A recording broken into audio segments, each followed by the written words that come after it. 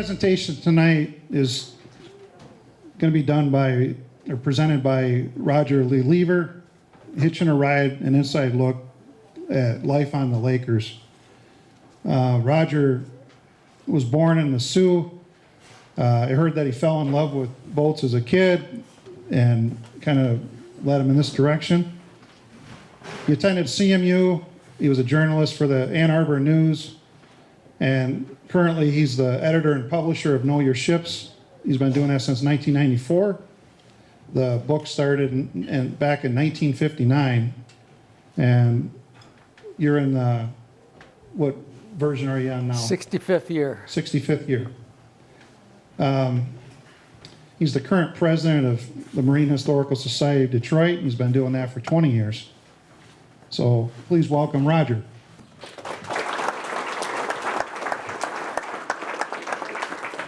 Thank you, and thank all of the rest of you as well. It's great to be here. I'm trying to get this together here for a couple of years, so I'm glad it finally worked out. I was thinking today I have a very tenuous tie to the Bay City shipping and shipbuilding industry. I sailed the Great Lakes in 1973 on a vessel called the Ernest R. Breach, which was built in Bay City in 1952 as the Charles L. Hutchison. So there is a teeny tiny connection. I'm very, very proud of that. A little bit of an introduction. Like he said, I grew up in Sault Ste. Marie. My grandparents had a cottage right on the St. Mary's River, and I spent all my summers from school at their cottage. And we had a 14-foot aluminum boat that I'd go out in the channel with a 3-horsepower motor. So I don't know how that happened. I survived it. And so I took boat pictures out there. I met this man in town that published this book about ships called Know Your Ships. And he sensed my interest, and he took me under his wing, and he taught me how to develop pictures in the dark room, and he taught me about putting the book together, and he took me on sales trips around the Great Lakes when I was in high school. So, kind of fast forward a little bit, and he passed away 30 years ago this month, and when he passed away, he left his book to me. So he was my mentor. And he gave me a great gift, because what a wonderful experience it's been for me over the years. I've made so many friends around the Great Lakes, not only along the shores, the people who like the boats, the boat watchers, but also on the boats and in the offices and the companies that run the boats, which kind of leads to how I am able to do what I do to make this presentation tonight. So with my connection with the book and its familiarity around the Great Lakes, I've been invited on board vessels as a guest numerous times. It's not something everybody gets to do, as you probably know. There's raffles and what have you. You can try and win a trip on one. But I've been lucky enough to go along and just soak up the knowledge of the people who work on the boat, enjoy the scenery, and take pictures. The thing is, I was a newspaper man for my entire career, and my job in the newspaper business was I told stories, people's stories. And ships have stories, and the people that sail on the ships have stories. And that's kind of what we do with Know Your Ships, and what I'm trying to do here with this presentation tonight. So what I'm going to do is I'm going to move over to my laptop here and make this, do the show. And then we're going to have a little bit of a break so you can enjoy some coffee and stretch your legs and stuff. And then if you want to come back, I will stay as long as you want me to and try and answer any possible question that you might have. And I want to let you know there is a highly experienced retired sailor in the audience. And A, I'm nervous. And B, if there's a question I can't answer, maybe he can do it. And he's right here from Bay City, Al Flood. So Al, I'm not trying to put you on the spot or anything, but you might be, well, yes, I am. You might be my go-to guy if I need any kind of help. Hitchin a Ride, an inside look at life on the Lakers. The first boat we're going to visit is the Wilford Sykes. Wilford Sykes was built in 1949 for Inland Steel Company. It was very modern for its day. It was a trend-setting ship. It was the first ship to have air conditioning throughout. It was the first ship where you didn't have to go outside to go into your room. It was all self-contained. It was also the biggest, widest, and fastest ship when it was built on the lakes. Considered the most streamlined, and it's still got pretty nice lines today, even with that self-unloader added on there. So how do you get on the boat? You climb the ladder. So the deckhand here, he's got a rope attached to the suitcase, and he's bringing the cargo aboard. And my friend Gail, whose son was captain of the Wilford Sykes at this time, she's making her way up that big ladder to get up on the boat. But what awaits you when you get there? A magnificent ship-wide, wed-to-the-ship lounge with floor-to-ceiling windows, beautiful furniture. It's all decorated in 1949 style. I believe it was decorated by the J.L. Hudson Company in Detroit. And so was the Edmund Fitzgerald, by the way, just as a side note. People ask me, what do you do on those boats? Do they make you work? No. There we go. We read, we eat, we nap, we eat, we go to bed, walk around the ship. When your guests are afraid of you, you've got the run of the boat pretty much. So you can go up in the pilot house if you want, chat with the people on watch, or hang out in the galley and talk to the crew, or usually you want to kind of make arrangements to go down in the engine room, but you can get down in there and check it out too. It's the view of the lounge on the Wilford Sykes and the main seating with a painting back there. This is a steel mill. It's kind of like a steel mill inferno, but apparently it's a fairly famous artist that did that. That's my laptop. That's what I do. I set up shop, and I write my stories, and I edit my pictures, and I'm a happy person. This is the view from those deck-to-ceiling windows. One of the bedrooms is, again, this is 1949, and it hasn't changed a bit. Very ornate bathroom. There's 4 staterooms on the Wilford Sykes, and each bathroom has a different color of tile. So this one is black. There's seafoam green. There's a pink one. I forget what the other one is. We're up in the pilot house. The helmsman or the wheelsman's at left. The first mate's in the middle, and the captain's at the right. The captain is Captain Eric Treese, and you're going to see a little bit more of him. He's a great friend of mine. And it's through him that I got many of my early boat rides. He's retired from the lakes. He's now a pilot on the saltwater boats that go, up the Detroit St. Clair rivers, up through the Soo, up to Duluth, or over to Chicago. One thing we all like when the boats go by is when they blow the whistle. In the pilot house, this is the whistle handle for the Leslie Typhon whistle.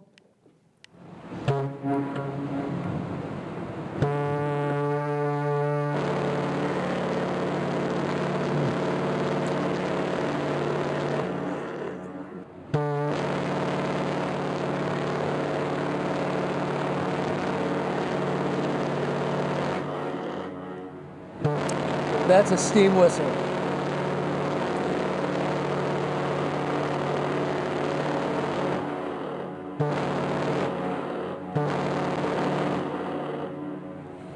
That lovely steam whistle has since been replaced by an electric whistle because they wore it out and couldn't get any more spare parts for it. So that's kind of too bad.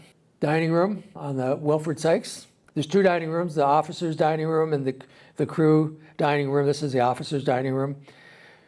Used to be that mattered. Nowadays, doesn't really matter. You can kind of sit where you want, but the captain's table really just he usually sits at his table, which is the one in front of the mirror there.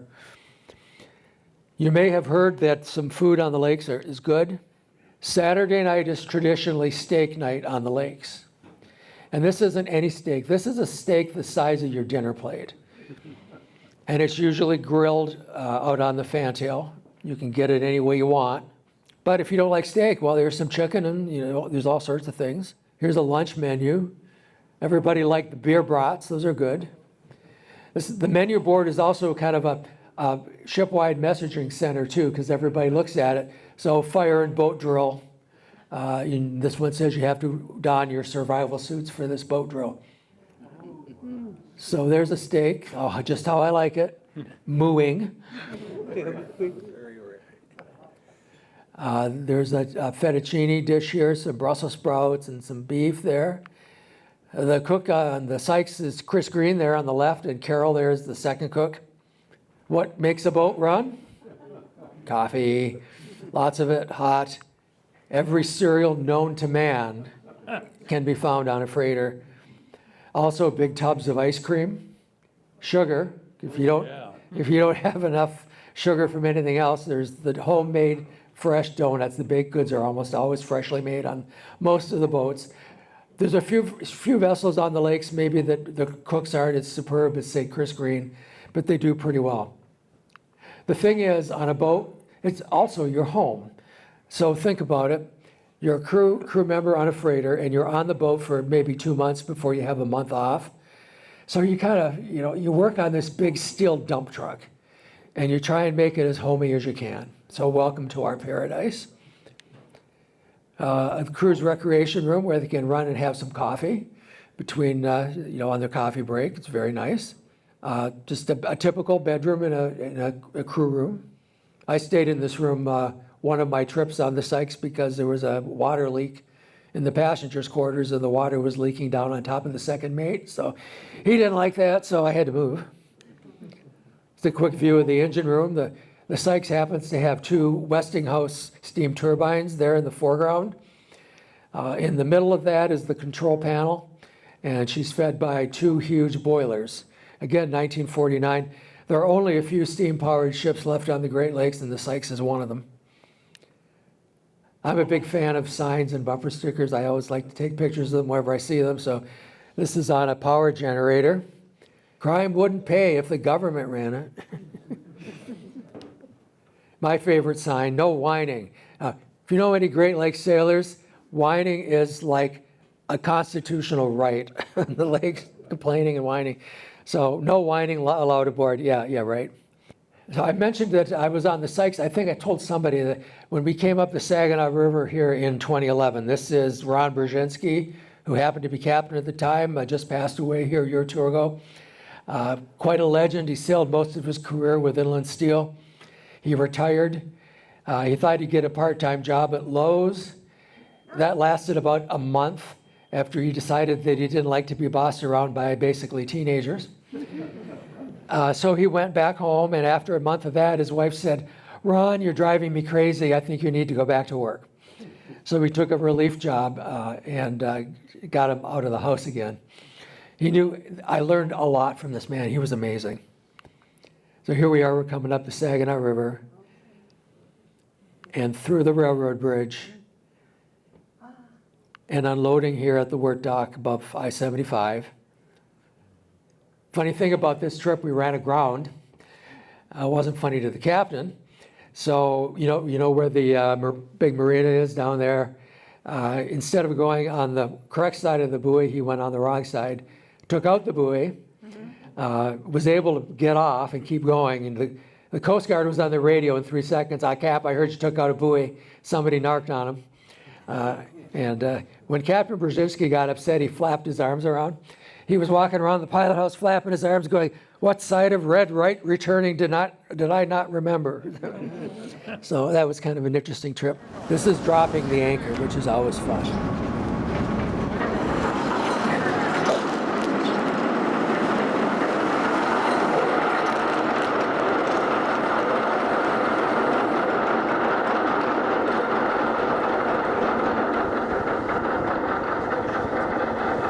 So the men that were turning those wheels there, they're taking off the brakes so that the anchor could fall. People ask me, what happens if you get sick on a freighter?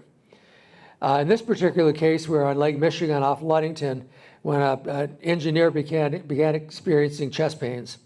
So the Coast Guard brought a boat out, and he wasn't confident he could do the ladder, so they lowered the man down in the grocery basket. Seriously. But I always wanted to ride in one of those things, but they frown on that. But he got him off the boat. He was fine. But he decided that at that point to retire from the lakes. The next vessel we're going to visit is the classic Edward L. Ryerson. Queen of the Lakes, also known as Fast Eddie, fastest boat on the lakes. The last freighter built with curves. And a kind of an attention to how it looked. It was a showpiece for Inland Steel. Here's a view of one of the big table in the passenger lounge. And the bedroom, it's very well, 1960. It looks like a hotel room from 1960, which it is. You have to think of a ship as a city.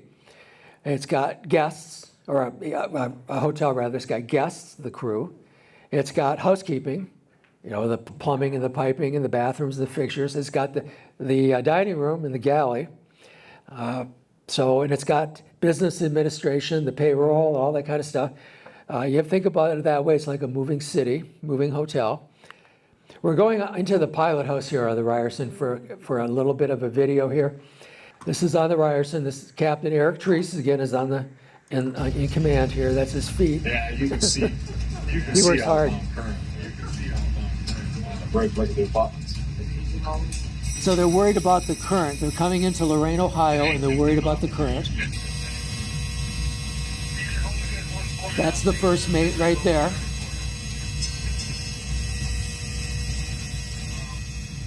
Somewhere right around that cluster, maybe just to the right of that cluster. See the one power light? Yeah, the yellow light. Yeah. Over the next cluster. Yeah. He's telling the mate to steer on a particular light on shore. She's steady up on them. Keep her coming. I'll keep her coming. Otherwise, you're going to be in the bush. Keep her coming, otherwise you're going to be in the bushes. See those trees? Right over there.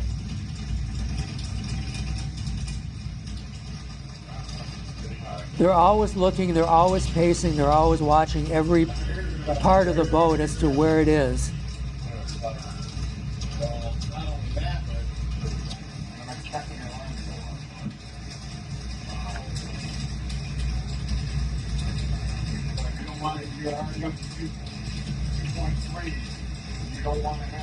So if you think they're not doing anything up there,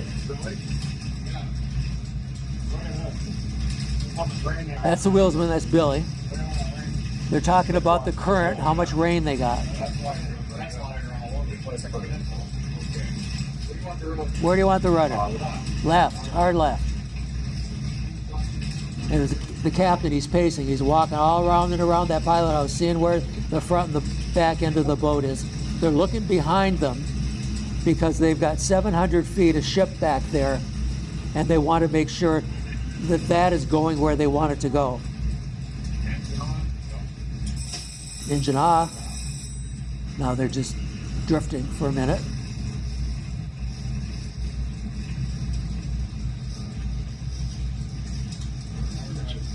Hard right. See, the wheelsman actually works. On the open lake, they've got the autopilot. Not here.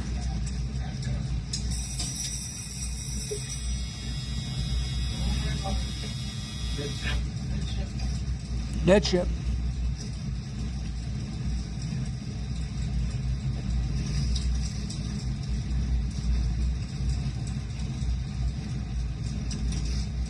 When Eric Treese became captain of the Ryerson back in 1997, he was the youngest captain on the lakes.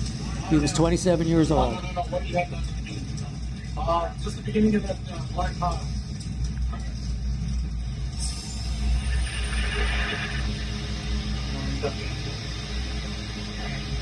The traditional engine room telegraph there, you've seen so often in movies. That was any other engineer building. As far as you know.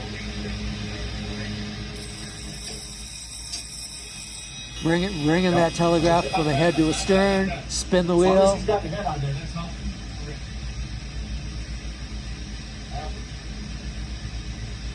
The mate there in the blue is Bill LaParle. I gave this program over in Marine City a few years ago. I didn't know he was in the audience.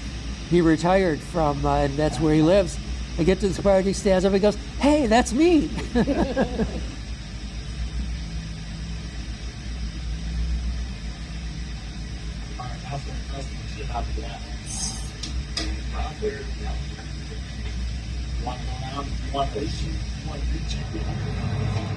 This is very old-fashioned. I thought some of the folks would enjoy having this. The Edward L. Ryerson is not a self-unloader. It has to be unloaded by shoreside equipment. And there's hardly any of that left anymore on the Great Lakes. It had a contract in Lorain, Ohio for a season to haul ore, and they rented these cranes. So this is a big unloading bucket. You can pick up a couple of tons of iron ore pellets at one time. Squeaky thing. Needs a little grease. With that, hauling it out. The old-fashioned way. This is how ships were unloaded for decades. It could take days to do it. I think it took 3 days to unload this cargo from the Ryerson. The facility here, this is Indiana Harbor. This facility has since been demolished. It's fascinating to watch these things work because it's kind of like a ballet. You know, there's 3 machines working, hopefully, and they're all coming in and out at different times. And they pick up the ore and they take it down a bridge there and drop it off into the mill.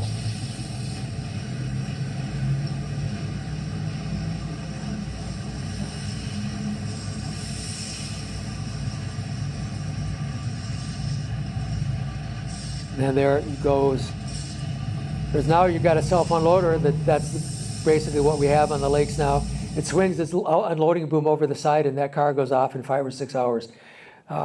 Huge efficiency improvement. I celebrated my birthday on the Ryerson, so they made me a cake. And that's Captain Tree standing up, and I'm just struck by how incredibly young he looks. And that's his mom down front laughing. One of our Ryerson trips was at Christmas. And Captain Treese and myself and another guest raided every hardware store in Lorain, Ohio to buy every single Christmas light we could find in the town so we could light that boat up. And we did, fore and aft. It looked great. Just kind of a nice shadow picture of the iron deckhand there that takes the hatches off. The iconic smokestack, one of a kind. Sometimes now you look at the horizon and it could be any of a number of boats. There was never any question if you saw the Ryerson on the horizon what it was. The top of that mast, they called that the surfboard. And the whistles were on the front of the mast.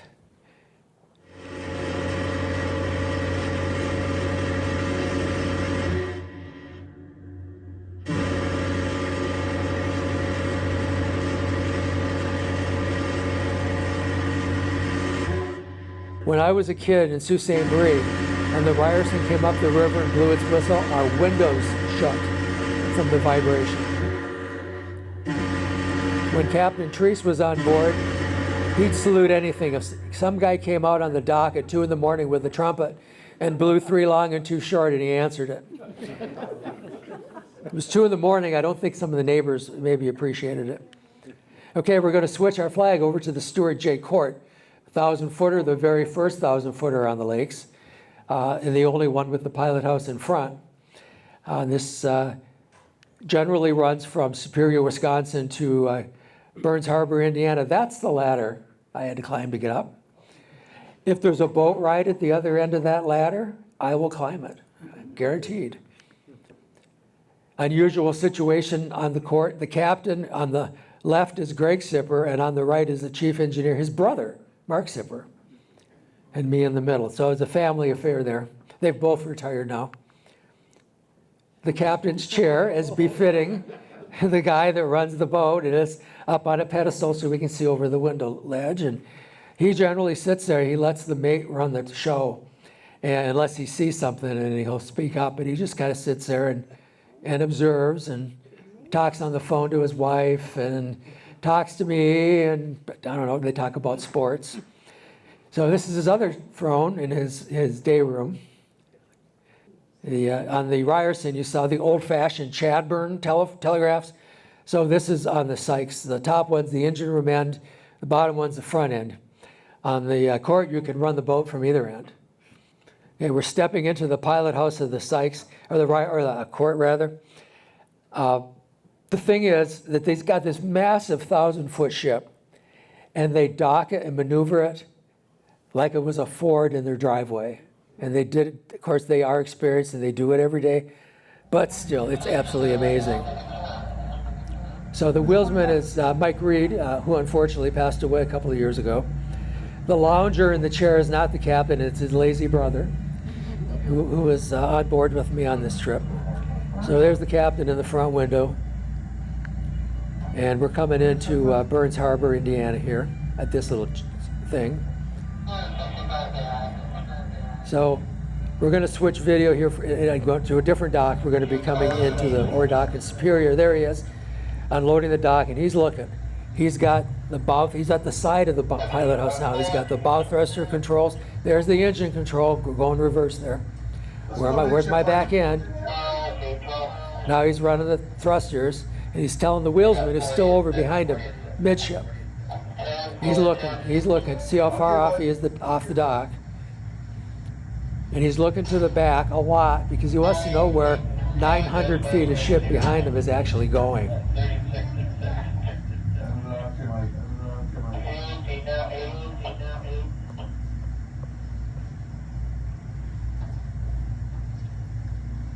Where's my stern?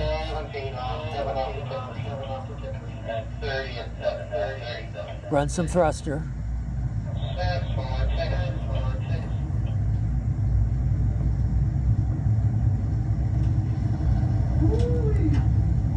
Woo-wee. So that, if you can hear that chatter in the background, that's the lookouts that are positioned all along the length of the ship, and they're reporting into him how far the ship is off the dock. You know, if a guy's on the stern there, he's saying 5 foot off, 6 foot off, 4 foot off, whatever. And after you do all the exciting ship handling, you got to do paperwork. And it's the bane of the existence of everybody. We're going down in the galley, and this happened to be Sunday, and it was a football Sunday. The ships are all equipped now with satellite communication, satellite TV packages. Everybody's got a flat screen in their room now, so they might want to either watch the game in the galley with some guys on the TV there, or just go down in the room, they'll pick up their pizzas or whatever and go down and watch. Here's Sissy Payment. She's making pizzas for Football Saturday. Sissy is an amazing cook. She's from Sault Ste. Marie, Michigan. All right. She can play cribbage and swear like a sailor. She's got quite a following because of Facebook around the lakes, posting her extravagant holiday menus and what have you. It's like a little more typical. So you're served by the cook. He's serving the captain. And you look at that menu board that you saw earlier, you tell her what you want. They keep you hopping. And she'll put it on your plate for you. And you can also get food during non-meal hours. There's always plenty of food left in the night lunch. You'll never go hungry. If you do, it's your fault. Lots of French fries. Now you might say that's a lot of fried food. Well, there's also plenty of salad options as well if you want to eat healthy. What did you? Fries and what? Fries and what? Like a Big Mac? Like a Big Mac. Pickles, onions, everything. Pickles, onions, everything. Okay. The guy on my left is my buddy Patrick O'Connor on the court, bringing my personal bacon for breakfast. I said, what's everybody else going to eat, Patrick? There's another nice steak dinner with some Brussels sprouts. After all that food, you need to visit this room. Most vessels nowadays are equipped with rec rooms. Also, guys do a lot of walking on the ship, just walking back and forth. When the weather is nice and it's very pleasant, you got to work off some of these pounds. If you want to mail a letter, that's old-fashioned because now everybody has their computers and email. There is a mailbox here, and when the boat goes through the Soo Locks, there's a marine post office. And the mate goes ashore and he takes the outgoing mail, and every boat has a box at that marine post office, and he picks up the mail that's going to the ship. In Detroit, they have the J.W. Westcott mail boat that comes out and takes the mail. Also, we'll bring crew members out, parts, supplies, pizzas, whatever you want. Amazon. Guys got to do their laundry, so there you go. That's a nice laundry. If you're a boat nerd who likes to collect life rings, this would be your nirvana. It's the storage room for life rings. The court is in Superior, Wisconsin, at the Burlington Northern Ore Dock. And the iron ore is kept in those circular structures in the background. And then when the ship pulls in, the ship loader kind of comes out on rails, and it pours iron ore into the boat. Not all at once. They have to do it in different places so that the weight is distributed correctly. Underneath the boat, we're walking to the back end here. That's the bottom end of the cargo hold, basically, the tunnels. The slopes are V-shaped. The cargo goes to the bottom. and there's a conveyor belt running along both sides and the bottom. You can open up some gates, drop cargo down onto the unloading boom. Here's the cargo moving through on that belt.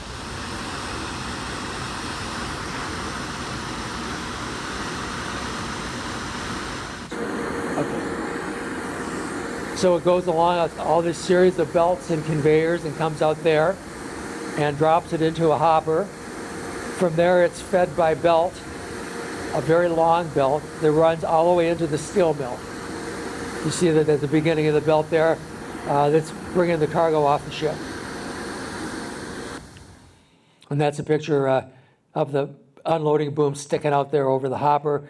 We are in a car. We decided, for no apparent reason, we wanted to go to Walmart in Burns Harbor, Indiana for, I don't know why we went, but there we were. Interlake Steamship Company works very closely with the Coast Guard. The Coast Guard practices their rescue capabilities with interlake ships going down the lake. So here's a helicopter. He's lowering a basket down. If they had to medevac a crew member, they're getting practice at doing that here. Better than going off in a grocery bucket, maybe. Okay, we're going to switch over to an ancient ship, the Maumee, which has been scrapped since this picture was actually a year after I was on the ship. It was scrapped. It was built in 1924, so it had a long service on the lakes. I'm up there with my friend Paul Lamar. We got a salt run out of Cleveland. Look at this, it's pretty kind of old school. There's the wheelsman doing his thing.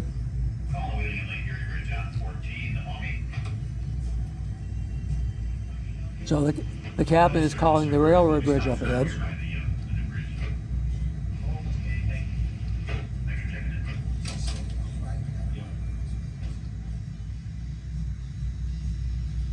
And the railroad bridge is open for them, and this is like threading a needle. You have a bow thruster, but you don't have a stern thruster. So you have to be very careful. Again, you have to look back, not forward. You kind of know that up front you're clear of the bridge. What's your back end doing? And many a ship has been caught by the wind and knocked into railroad bridges. So most of them have bumpers and what have you, but still it's something they do not want to do. Salt, the bane of a freighter's existence. It's a very lucrative trade for the shipping companies. What does salt do to metal? So it tends to shorten the life of a ship. So the old Maumee was a salt boat. They're just dumping the salt in there. This looks like some monster from Jurassic Park, but it works. The end moves back and forth to distribute the cargo evenly. Now this is something you don't see anymore in the lakes. You've heard of battening down the hatches or closing the hatches. Ships now have one-piece hatch covers that are raised and lowered by a machine. The Maumee had telescoping hatch covers, which dated back to her building in the 1920s. I think there's only one telescoping hatch cover boat left, the Saginaw, appropriately here. And this is how they worked. You'd hook chains to the eyes that are on the hatches, and a steam winch would pull the leaves shut.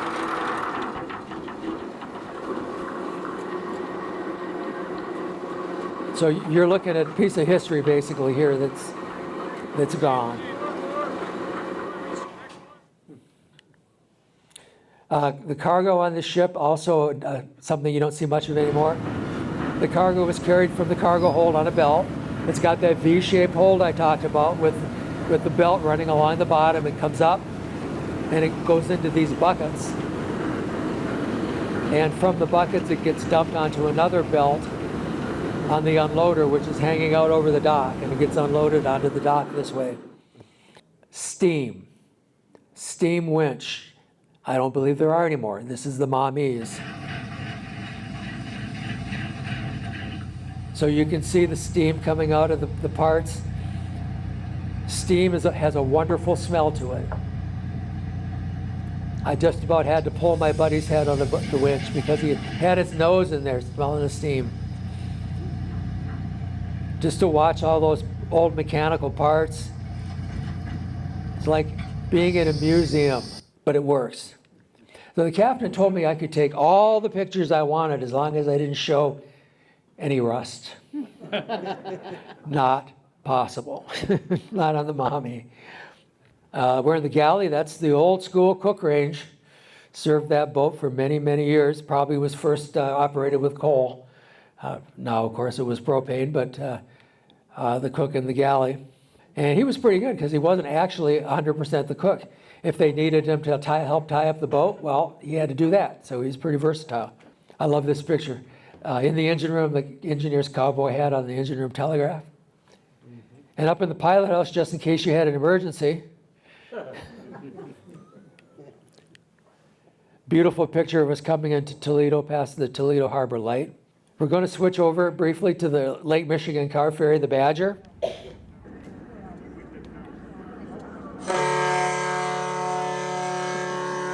You see that woman jump? So that's the one long blast. I'm leaving the dock. Now we're down in the engine room. Again, this is the last ship in existence on the Great Lakes, and you'll see this happen. It's got 2 engines, one on each side. And you see the 4 telegraphs, the old Chadburn telegraphs. They're coming into Manitowoc, Wisconsin. The guys on each side are running the engine with those levers. And the guy in the middle is watching for orders from the pilot house. He just got one. He repeats it so the captain knows it got received. And he's standing there and he's waiting for the next engine order. And the engineer on the left, John Leindecker, he's moving the throttle levels back and forth. This is old school, folks. This is museum technology. In fact, the Badger is on the National Register of Historic Places. In the not too distant future, the Badger, this is all going to go away on the Badger. It'll probably be dieselized. So I was fortunate enough to be able to witness this a couple of years ago. The chief engineer said, okay, come on down. You can take your video and your pictures. Imagine there's an imaginary line right here. Don't cross it. So I didn't. So what makes a boat go besides the engines? It is the crew. And there are some great people on the boats. I will tell you that I've been treated wonderfully on every vessel I go to. It might help that I bring each boat a box of books and give them to the crew. But, you know, I'm a new face too. Remember, they're living with these same people all the time. I'm a different person, so it's kind of nice. We do have some good conversations, and I've enjoyed all those ones immensely. So this guy's standing on the end of the unloader going, I'm king of the world, like from Titanic. I take the picture, he looks at me, he goes, oh my God, don't send that to the office.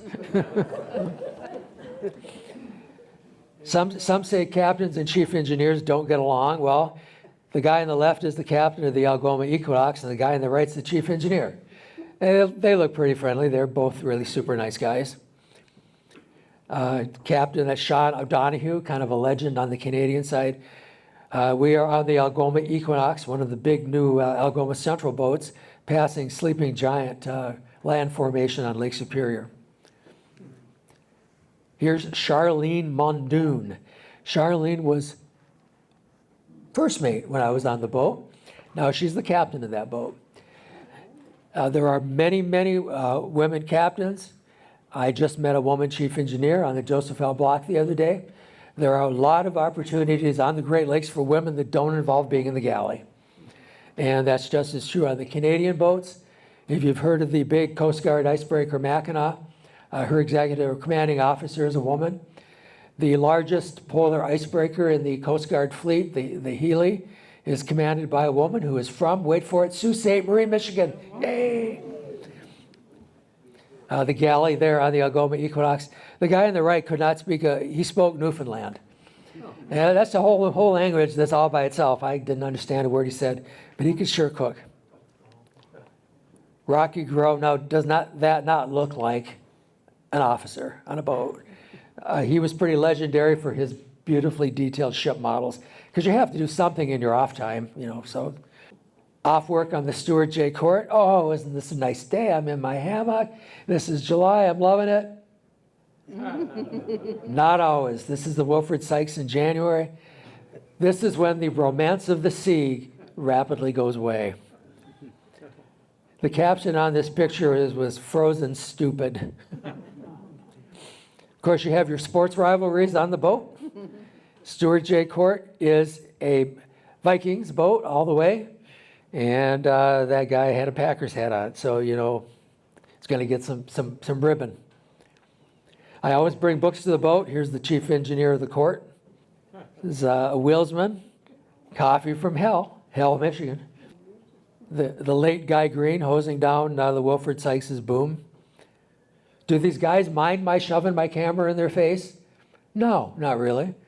There was an incident on the Sykes. Now with the Sykes, we spotted an overturned kayak on Lake Michigan, and they were afraid somebody was in it, it rolled over. So they launched the workboat, and it was all very tense until there was nobody in it. So they recovered it, brought it back on board. I'm like, okay, if I'm in my way, your way, guys, you just tell me. And the guy goes, no. He said, in fact, send me those pictures. I want to use them on my Facebook page. So. Here we have some food. This is on the K.E. Barker. That's Pete Garonaway and Kit Ritter. They're cooking outdoors. There's making some chicken there. The old man of the sea, Jeff Thainer, also known on the boat as Chipmunk, because everybody on the boat has nicknames. The fattest guy is Slim, slimmest guy is whatever. Everybody's got a nickname. So that was Chipmunk. And doesn't he just look like a sailor from Central Casting? And he was the bosun, and he made the boat go. And here he's passing on. This is his last season. He has now retired, and he's passing his skills on to the next generation. Did I mention opportunities for women? On the Sykes, there was a woman deckhand when I was on there at one point. She could hold her own with everybody. The chief engineer on the Wilford Sykes, I just get a kick out of those sound-canceling earphones on top of his head. Sam was cook on the St. Mary's Challenger for 30 years. It was his home. He retired when they converted it to a barge, and he moved to Florida.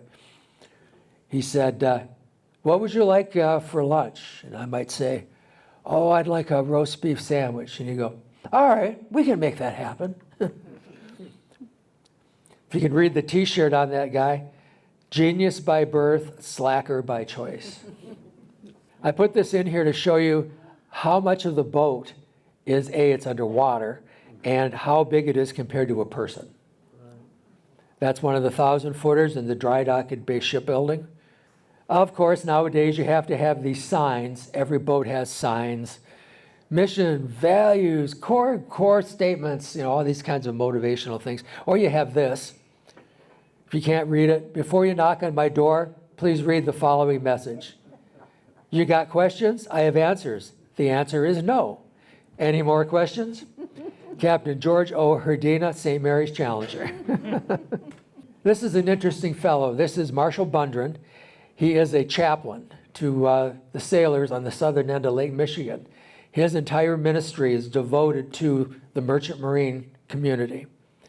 It's very difficult on those ports like Chicago, Gary, Indiana, Burns Harbor, what have you, to get into these steel plants. Like the sailors, they can't get in. It's hard to get in.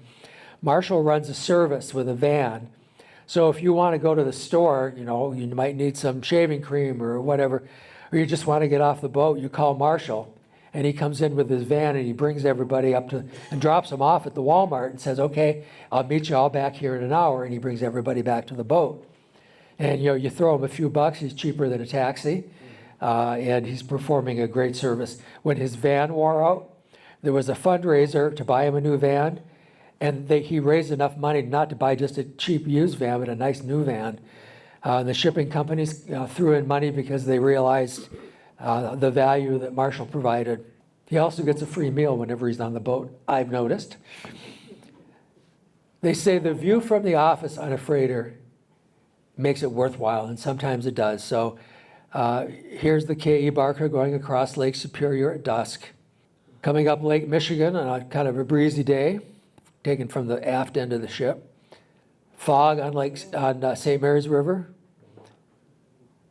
Here we're coming into Thunder Bay with that magnificent land formation there off to port. Morning sunrise on the St. Mary's River. Lake Michigan lighthouse, and I forget which one, but I had to take a lot of pictures to get the picture where the light was lit. It was fun. Mackinac Straits, sunset. I'll just let you know I'm not much of a sunrise person. Full moon in the Straits. Some gulls and a setting sun. Here we're going down the Livingston Channel in Detroit, down to Lake Erie. The downbound ships use this side, and there's another channel to the left for the upbound ships. Of course, we all know the Grand Hotel on Mackinac Island. The Wilford Sykes was the flagship of Mackinac Island for a while. And it had a flag that said Flagship of Mackinac Island. And every time they went by, they put up the flagship flag and blew a big, long salute to Mackinac Island. It was good public relations. I got to put the flag up once. It was a lot of fun. Going by Chicago. Here, this is Cedarville, Michigan, the stone dock. We're loading stone, and another ship is coming in the morning. And it's going to have to drop its anchor and wait because we are not finished yet. Detroit, the pipe bridge over the Rouge River. Going across Lake Superior on the Stuart J. Court. Look how calm it is. That's Lake Superior. Can't beat it in the summer. I wouldn't want to beat it in the winter. You know, I didn't take this, Captain Eric Treese took this, but I had to put it in here because the auroras were particularly good last year. And he took this in the middle of Lake Superior where there's no other light to dim the effects of the aurora. So he's coming across Lake Superior, he's piloting a saltwater vessel. If you've heard of Eric, he's famous for a couple of things. One is his photography. He's also a storm chaser. So sometimes when he's on vacation, he lives in Colorado, so he can go east, west, or wherever there's a storm, a tornado coming, he'll go, and he's the guy that drives right into him, much to the dismay of his mother. Oh, wow. So I'm on the Sykes here. We've just finished loading. We're coming out into Lake Michigan, about to go under the Mackinac Bridge, and this rainbow pops up. I'm not the only one taking this picture. All the crew members were popping out with their cell phone cameras because it was pretty spectacular. Yeah, the shuffleboard court that's on there, and I know they do kind of sometimes play with it. Back in the old days, I say before in the mid-'70s, the Sykes and some of these ships had the beautiful passenger quarters you saw the pictures of, and they would use those to entertain corporate guests and people they wanted to impress. So it was generally referred to as the bigwigs are coming. And they had first-class service. They had their own dining room, their own steward, their own cook sometimes. They were waited on hand and foot. Liquor flowed copiously with those people. And they would fly kites. Well, why not? You've got all that wind. And play shuffleboard. And they never painted over it. So some of the guys, I think they do play. But cornhole is a lot more popular now out there on the deck. I'm going to segue just for a short minute here before we conclude the first part with some frequently asked questions. Alcohol? That is not a frequently asked question, but no. A lot of you in the room I know are old enough to remember the Exxon Valdez oil spill up in Alaska. That's where when the crackdown happened. 0 tolerance for alcohol on the boat. If you are drunk on the boat, you are fired. And that's just it. There was a sad story on the Stuart J. Court. A guy came back drunk, tried to stand his watch. The captain fired him. He went down, jumped overboard. But they do not tolerate it because there's too much at risk. Mm-hmm. On that one picture when they were unloading with the clamshell buckets, how does the bottom of those, the hull look there? Is it, are they pretty well beat up with? Beat up, very beat up. Dents, big dents, because that thing comes down, it can hit with a whomp. And sometimes holes, sometimes Yes. it breaks through. And yeah, and some holes too. I remember a ship called the Canadian Leader. In the end of her career, they nicknamed her the Canadian Leaker because every time they unloaded the cargo hold, the water started coming in from the ballast tanks, and they had to have a welder down there all the time to weld the holes. It got scrapped shortly thereafter. One of the other photographs had there, they were using this small wheel but in the background, there was a standard ship's wheel. Was Oh, it yeah, yes. used, or was it just there for? That's the emergency wheel. Yeah, it's bigger. The big, because you got to turn it by hand, that's why. Yeah, that right. Was that electric steering? Electric? Yes, yeah, yep. So, okay, here are these couple of questions that people always ask me. Why don't they paint the boats? Why do they look so horrible? All those boats look terrible. They should be junk. They must be in bad shape. On the internet, that boat needs paint. Why don't they paint that boat? Okay, well, when I was a kid growing up, no matter how old and junky the boat was, it had the freshest coat of paint every spring when it came up by the Sault Ste. Marie. Now, the EPA does not permit you to scrape or paint your boat outside of the dry dock because they don't want that scraping, that paint going in the water, either the stuff they chip off or any spillage. So a ship goes in the dry dock every 5 or 6 years for its checkup that they have to do with the Coast Guard. And that's generally when they paint the boat. And they can't just paint it. They got to drape it first. So none of the paint fumes or anything gets in the air. So here's the Alpina with her dress on here, getting painted underneath the drape. So if you see a boat that looks particularly rugged, you might think, well, she's just about due for her 5-year dry docking. However, now there's a trend on some of the boats to save money, they just stop painting them. With the caveat, paint don't make no money. So some of them, I mean, one boat went up the other day where it was in such bad shape you couldn't read the name on the bow. How large is the crew? How large is the crew? The Stuart J. Court has 22. That's a modern 1,000-footer, has about that. The Sykes, which is older and has a little less modernization, has about 28. Not a huge crew either way. The tug barges, the tugs have even fewer. Is there cargo ships that come into the Great Lakes? From saltwater? Container ships, like one in Baltimore that hit the bridge. Not to that extent. There could be some containers, but the size of the ships that come into the Great Lakes is ruled by the St. Lawrence Seaway locks, and they're not big enough to handle those big container ships. What we have coming into the lakes are ships carrying steel products, rolled steel. They come in with steel, they usually leave with grain. For overseas, they can bring in windmill parts, general cargo. Generally, when they go out there, they're taking grain or beet pulp too. They take some beet pulp out. And those are pretty much the smaller ships that can fit into the system. Same with the cruise ships. You're never going to see those mega cruise ships in the Great Lakes because they just won't fit. How much iron ore is left to be mined, transported? Actually, they're not really transporting iron ore now, pure iron ore. They're doing taconite pellets, which is a blend of iron ore, limestone, which is used to make refine the pellets. So they send the limestone up to the upper lakes, and they flux it together up there, and they bring a taconite pellet down to feed to the blast furnaces. Most of the real pure ore ran out in the 50s. You see a boat going by now, and it's got this big plume on it. What is that? Is that pollution? That is steam.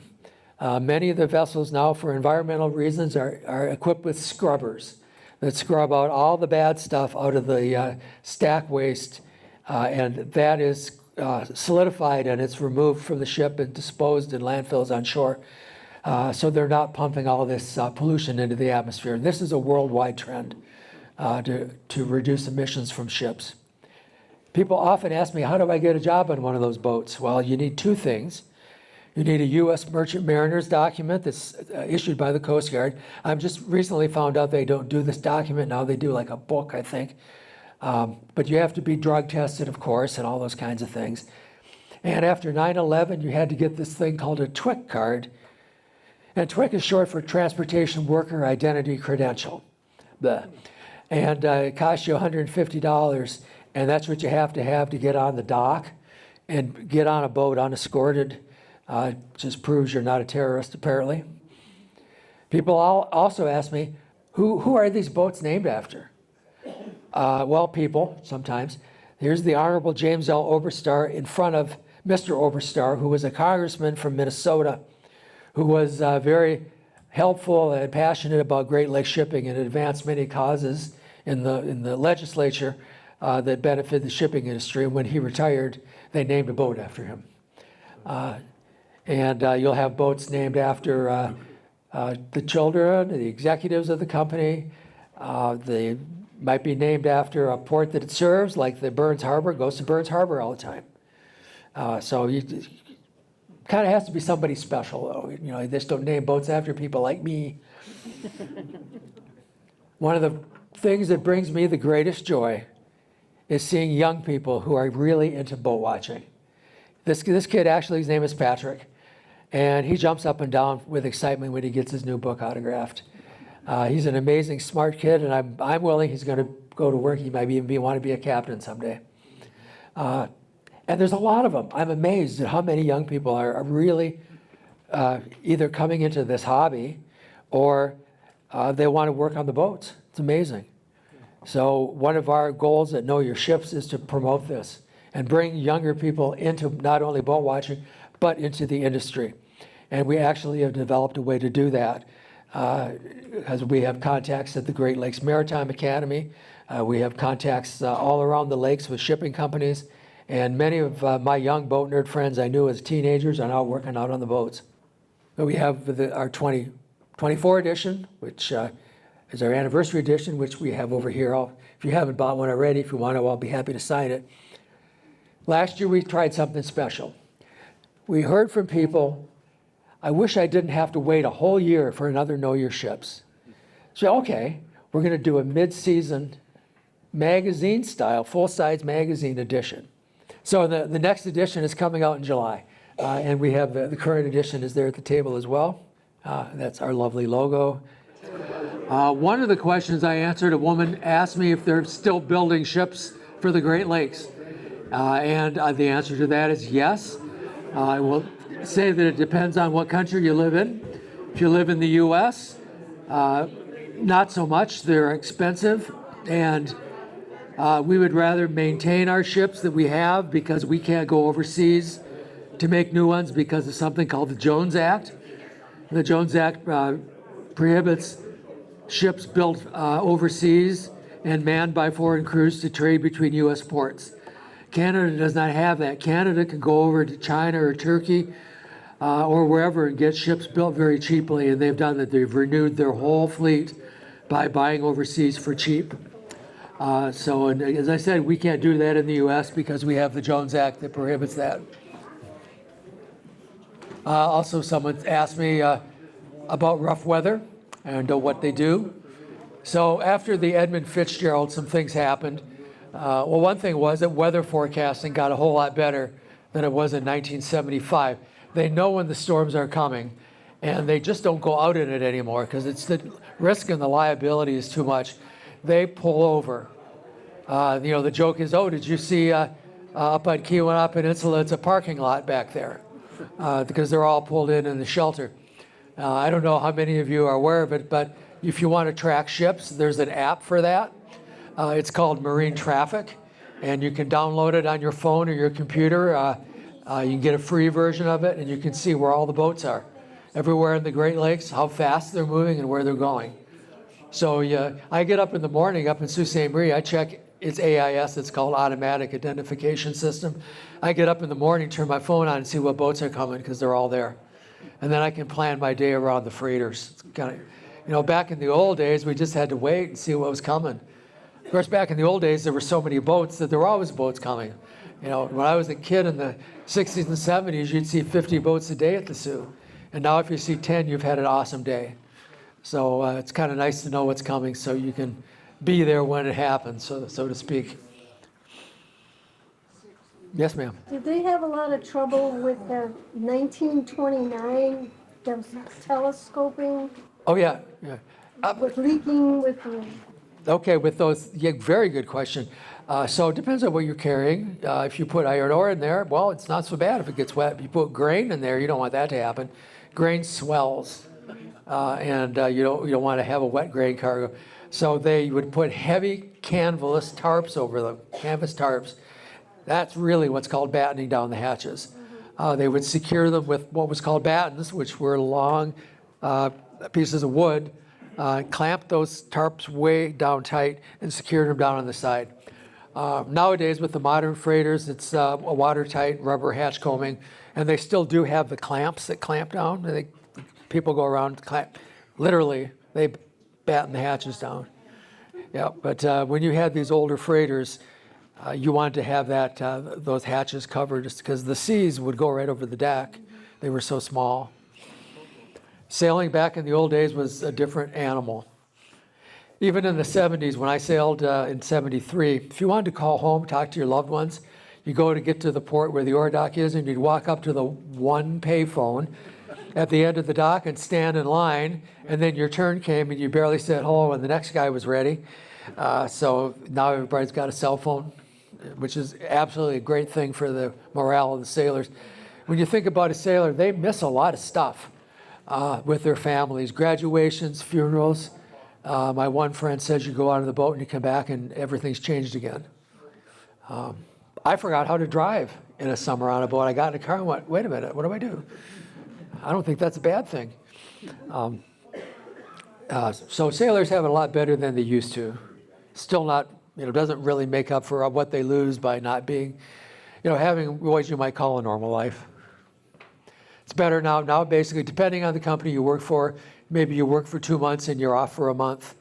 Or maybe there's a different, depending on the union, a different agreement, but you're off a whole lot more than you were, say, in 1960. If you signed on a boat in April, you stayed on that boat till January or December when it tied up for the winter.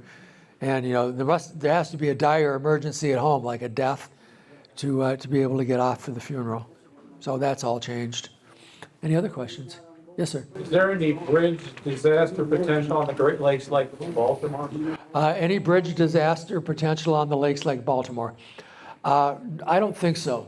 The Mackinac Bridge and a lot of the other bridges, well, the Mackinac Bridge is also an older bridge. For one thing, the opening on the Mackinac Bridge is massively wider than Baltimore. And ships have hit the caissons that support the bridge. The ship loses every time. So I think the Mackinac Bridge is pretty safe. A barge carrying a crane, last year I believe, the top of the crane hit the bottom of the bridge. No one on the bridge even noticed that it happened until the guy on the barge said, "Where's the end of my crane?" And then they figured out what happened and went up and looked at the bridge and they saw the scrape marks. So don't see that potential happening. It doesn't say it can't, but we're pretty good. Yeah, was that the Mackinac Bridge where that crane scraped? Yeah. Thank you. Yep. Sir. I'm just curious. With decent weather, how long from Lake Erie to Chicago? Well, it depends on which end of Lake Erie you start at. The far end. So the Welland Canal, I would say you're going to have a day and a half across Lake Erie, another day and a half up Lake Michigan to the Straits.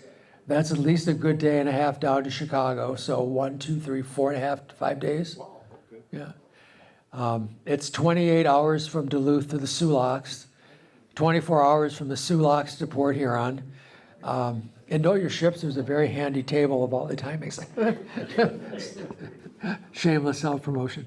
But it depends on a lot of things like the weather, whether you're loaded or unloaded, the traffic conditions at the time. But When they're traveling on the open lakes, what speed are they traveling? when they're traveling on the open lakes, what speed are they traveling? Oh, they're not going to be in the Indy 500 anytime soon. It's a slow boat. So 11 miles an hour to about 18 miles an hour. The Edwin H. Gott, which is a 1,000-footer, one of the most powerful ships on the lakes, can cruise along about 16, 17 miles an hour. But the goal with this is not speed, it's volume. So you can carry in a 1,000-footer, say you've got 50 or 60 or 70,000 tons of cargo, you can replace on the highways, well, let's put it this way, and Sam, you just told me those numbers. So Sam, how many train cars and how many trucks? In one trip, a Great Lakes vessel, the largest ones, can carry the same amount of cargo as 700 rail cars or 2,800 trucks. Now think about it, we have 13,000 footers. Think of all the congestion on your highways if it had to move by truck. and we don't have the rail infrastructure or capability to handle that volume. So Great Lakes shipping is still a very efficient way to move your cargo, even though you're chugging along at 16 miles an hour or whatever. It takes a while to get there, but it's inexpensive and it's worth it. Shit, sir. What was the reason that guy dropped anchor by line 5 and hit line 5? Apparently, he didn't actually drop anchor. His anchor was supposedly, unbeknownst to them in the pilot house, the anchor was dragging. It was, it had come loose and it was hanging down. And as the boat passed line 5, it hit it. He wouldn't know that? Well, the pilot house is 600 feet back from the bow. Now, I would think you'd notice it, but apparently not in this case. You have no indicators on there to tell you? I don't think so.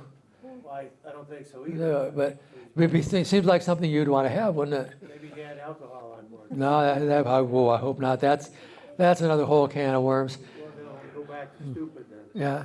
If there's any incident at all on the Great Lakes or anywhere in the country involving a ship, the very first thing that happens is the Coast Guard comes to your boat and gives you a little glass vial and you send you into the bathroom and you have to pee in that cup and you have to prove that you weren't impaired at the time of the incident. With the tunnels and everything under the water, you'd think they would have something now. Yeah. 'Cause that can happen. They may be working on just such a thing. I'm sorry. The question was, a few years ago, line 5 across the Mackinac Straits was damaged when the anchor of a freighter hit it. And the gentleman wondered how that could happen. He asked how the ship would anchor there, and my response was it wasn't actually anchored. It was moving, and the anchor had come loose, and they didn't know it. And it hit bounced off the line 5. They just kept on going. They didn't know what happened. And how could that happen? Well, human error, possibly. Who knows? Never happened before. They're certainly taking steps that it's not going to happen again. Yes, sir. The first 1,000-footer built on the lakes, the bow section was built here at the cove. Oh, but wasn't that the Presque Isle? Yeah. That's a good point. I forgot about that. It's actually the second 1,000-footer. The Stuart J. Court was the first.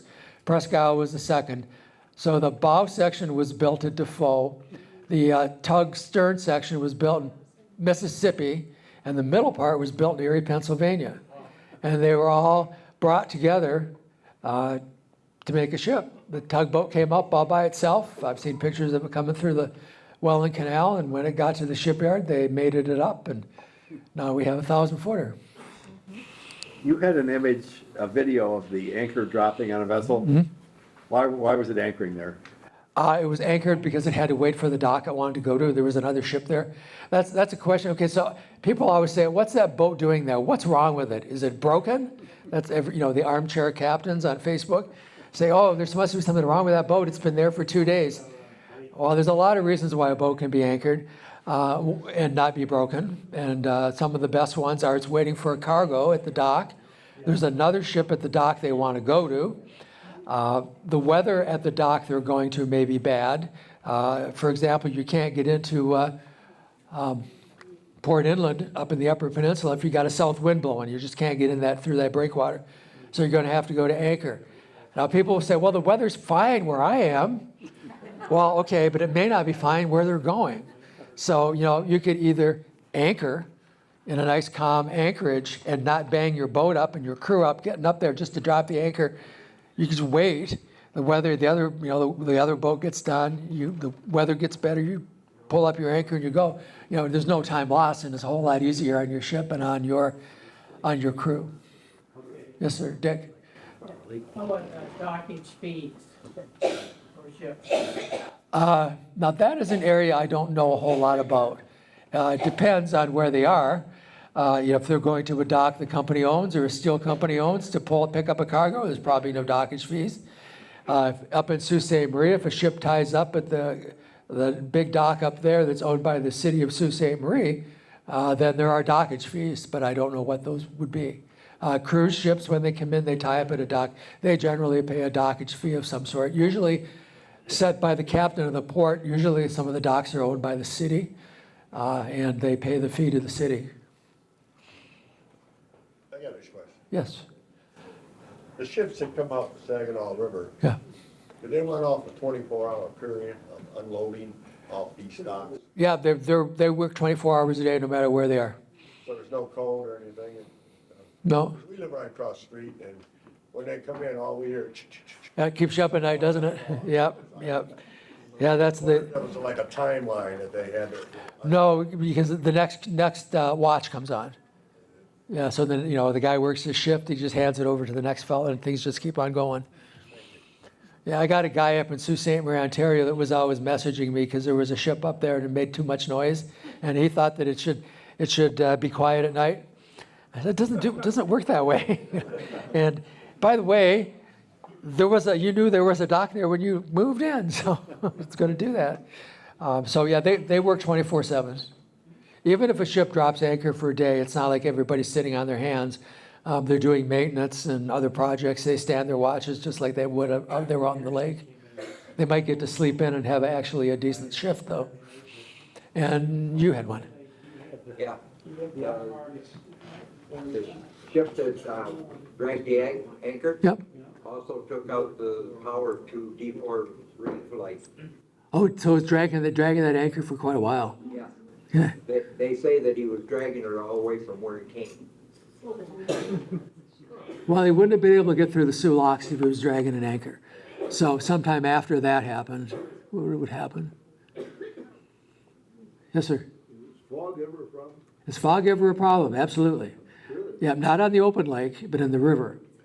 So where I am up in Sault Ste. Marie on the St. Mary's River, if the fog gets too thick, the Coast Guard gets on the radio and says, okay, it's too thick, you guys all have to go to an anchorage and let us know when you've got the hook down, and we'll let you know when the river reopens.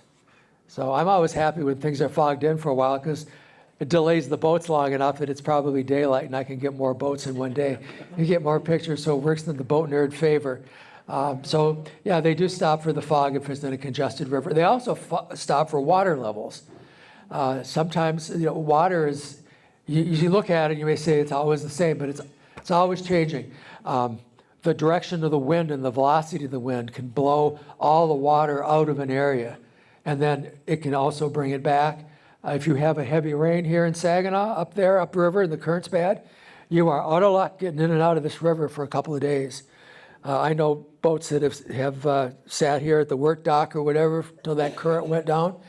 And the Wilford Sykes just sat off Cleveland for 3 days because it couldn't get up the river because it had rained so much the current was too bad. So current, fog, snow is also can be considered fog, ice. In the wintertime, a lot of the navigation markers get removed by the Coast Guard.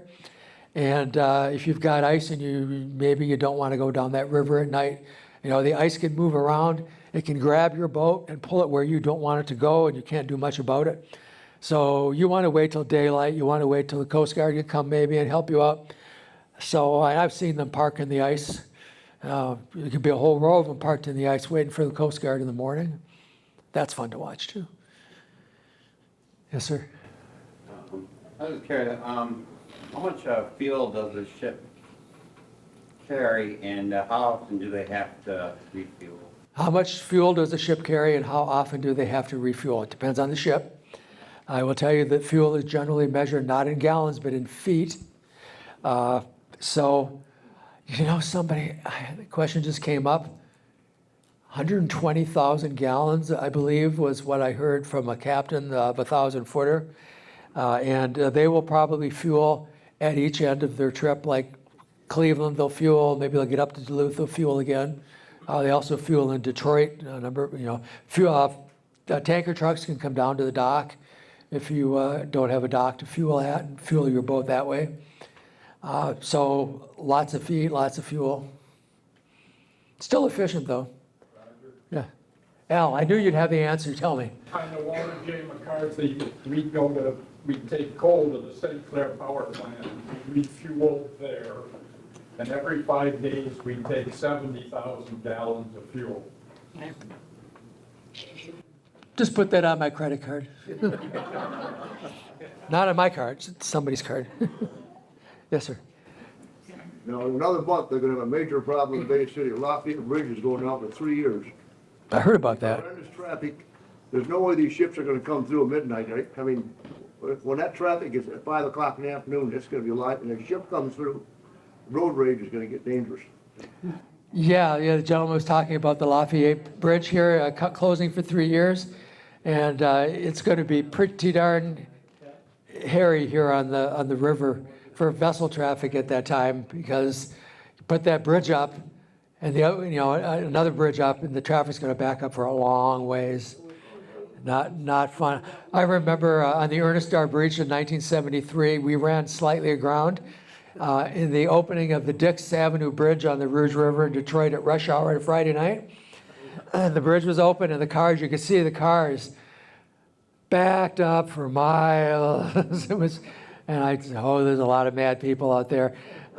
So the captain put it full reverse, and the boat shook, from the power, because the propeller was running, and the water's shallow, so it's close to the bottom, so it's creating a lot of bubbles and turbulence. And he backed it up a little bit, and he went full speed ahead, and we were shaking, and he managed to get us in about half an hour. We managed to get off and get going back up the river. That was an interesting experience. We also did a fun thing. It was a beautiful sunny afternoon at the Soo Locks. We had a relief captain, because our regular captain was on vacation. And we were coming to go down into the MacArthur Lock there, right by the main street, and he hit the wrong bow thruster. He did something, and he sent us crosswise, and we slammed into the other concrete wall of the other lock, and it shook the boat like a tuning fork. And so we had to anchor in the harbor, and the Coast Guard came down and said, okay, you're okay. You can go to Detroit, you can unload your cargo, but then you got to go to the shipyard. So we went back up, and we spent a week in Fraser Shipyards in Superior, Wisconsin, the town that has a bar next to every other bar on every street in the town. So because I was a passenger porter. I catered to the passengers. We carried the executives, the bigwigs. We didn't have any passengers. Rather than lay us off, they made us clean every refrigerator, under every refrigerator, in every storage room, every closet. But my buddy and I, we got off at 5 o'clock, so we'd walk up to the bars in Superior and drink Grain Belt beer and play pool. That's where I learned to play pool, badly. The workers didn't go into town and drink because they couldn't, right? Oh, no, we had, the shipyard was working on the boat. So it wasn't our crew that was working on the boat. So, and this was also 1973. Well, things were way different. Do they have leisure time like that when they pull into towns at all? Not anymore, because it's so fast. Do they have leisure time when they pull into port? Not so much. The self-unloading ship is so fast unloading that there's really no time much to get anywhere, unless you're off watch and you can take that guy's bus, maybe to get some necessities in town. But in how I call them the olden days, when I sailed, it could take 5 days to unload my boat, or 3, or whatever, depending on if there was somebody ahead of us. So we get off and people will go up to the bars.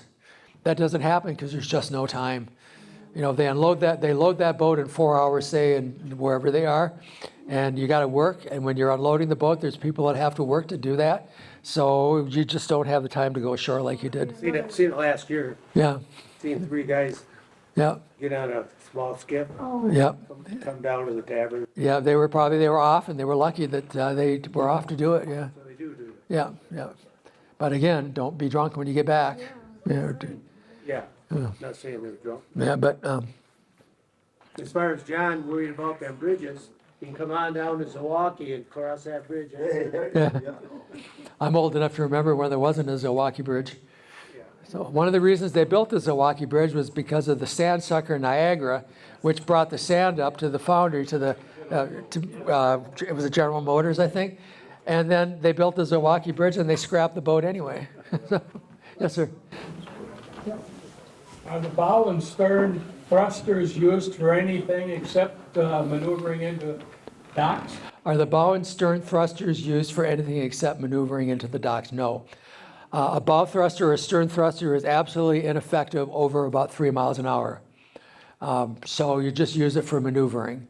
If you're Some of the ships, the 1,000-footers, are lucky enough to have stern thrusters. Most of them are just have a bow thruster. But you don't also want to run a bow thruster too long because it can get hot and then you have other problems. So it's kind of a judicious application of the bow thruster. Hey, Roger. Sam. Ships is about the present state of Great Lakes shipping. Do you do anything with the historical side of Great Lakes shipping? Oh, yeah. Good question. So he asked, know your ships is about the present state of shipping. What do we do about the historical part of it? Well, first of all, in the book every year, we have a historic gallery of pictures of boats that are no longer with us, which has proven, since we started about 12 years ago, to be super popular. But the other thing that I'm doing, and a number of other people are doing, is that's part of what I do as president of the Marine Historical Society of Detroit, is we have a photo and slide scanning project that's been ongoing for several years. And what we will do, the worst thing I ever hear is somebody tells me, oh yeah, my dad had all these boat pictures and when he died, we threw them out. Breaks my heart. Why would you do that to your loved one's passion, throw it in the garbage? So we've been trying to get the word out, the Marine Historical Society of Detroit. We will take that collection and you can either give it to us and we'll scan the images for our database, which is going online this year with thousands and thousands of images. We will scan them and we'll donate the originals go stored at the Center for Great Lakes Research at Bowling Green State University. Or we will scan them and we'll return the originals to people with a copy of the scans. Because at Marine Historical Society of Detroit, we're trying to preserve history. And since we started this, oh my God, I do not believe the things that have come our way that from unexpected places. I just met a guy last year in Ohio who said he had a whole bunch of slides from a retired Great Lakes captain, and did we want them? They were in a drawer. So he sent them to me and my jaw dropped. 5 boxes of slides taken in the 1950s. Some of them were in metal mounts, they're so old, of like the ships this guy was captain and first mate on, going through the locks, the crew posing, the captain and the passengers posing, and just never before seen irreplaceable photos. So we're using those. I've been putting some in the Detroit Marine Historian. I've been putting some in Know Your Ships, but they're going in our archive. We've got 4 or 5 people scanning. We've got professional scanning equipment all set up in a couple of locations. We just signed a memo of agreement or understanding with Lake Superior Maritime Museum Association to scan their collection. And we do all this for free for historic preservation. So the bottom line of all this is if you've got a drawer at home and in that drawer are some pictures, some slides of Great Lakes ships, and you think they're no good, or you think that nobody's interested in them, let us know. We'll be the judge of that. But anyway, we'll give that stuff a good home down at Bowling Green State University, or we'll give them back to you. So talk to me, talk to Sam if you have any of that kind of stuff going on.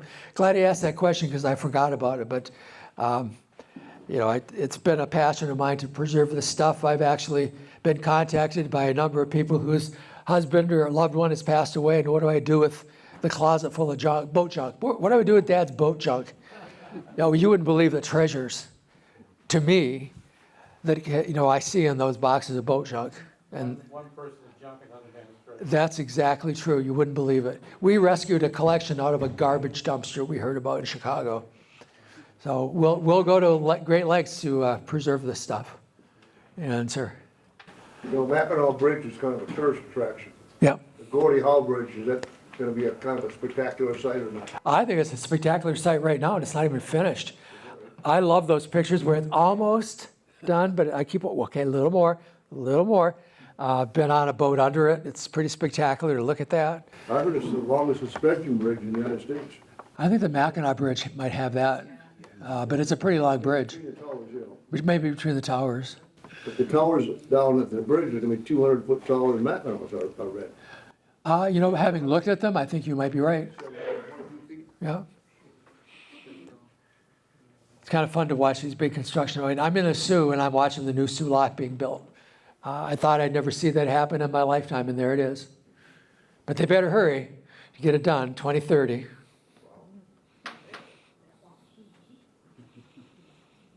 Yeah, they talked about it so long that the price went up and up and up and up. There's no way these Great Lakes ships can get out to the ocean. Can these Great Lakes ships get out to the ocean? It all depends on the size of the ship. A 1,000-footer cannot get out to the ocean. It can't get past the eastern end of Lake Erie because of the dimensions of the Welland Canal and the St. Lawrence Seaway. Too big. A ship that's 738 feet long by 78 feet wide can get out to the ocean. And that's all the Canadian ships are that size. The big ones they're building, no bigger, again, because of the limitations of the St. Lawrence Seaway.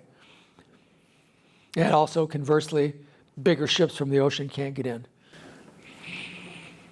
Any talk of changing that? Talk, sure. Money. Well, they found it for the lot. Well, it's a different situation because the Seaway is not only U.S., it's also Canada. So both countries have to get in on the action. There doesn't seem to be any big political will to do that. Is waste, ballast water with invasive species, is that pretty well watched nowadays? Ballast water with invasive species, is it watched? Yes, it is. It's watched and monitored. The problem is not so much the lake vessels I talked about that can't get out to the ocean. It's the ones that can, and more specifically, the ones that originate overseas. And ballast water is now exchanged before they come into the lakes. It's treated and has to pass an inspection before they come into the lakes. And I can't recall the last time there was a story about a new invasive species coming in. So I'm pretty sure they've got that tamped down. And new ships that are built, and even the saltwater fleets build new ships all the time. Their lifespan is much shorter than a laker because they serve on the oceans and the rust makes them last a lot shorter period of time. And those are all built with all that new ballast tank protection stuff built right in. So it's way better than it was. Mm-hmm. Okay, well, thank you. Appreciate all your questions. Appreciate all you showing up. Thanks again, Tim. Thanks to the Marine Society. Thanks to Sam for helping out. And I'm told that my services will be required back in this room the year after next. So I have to make a new show. Thank you.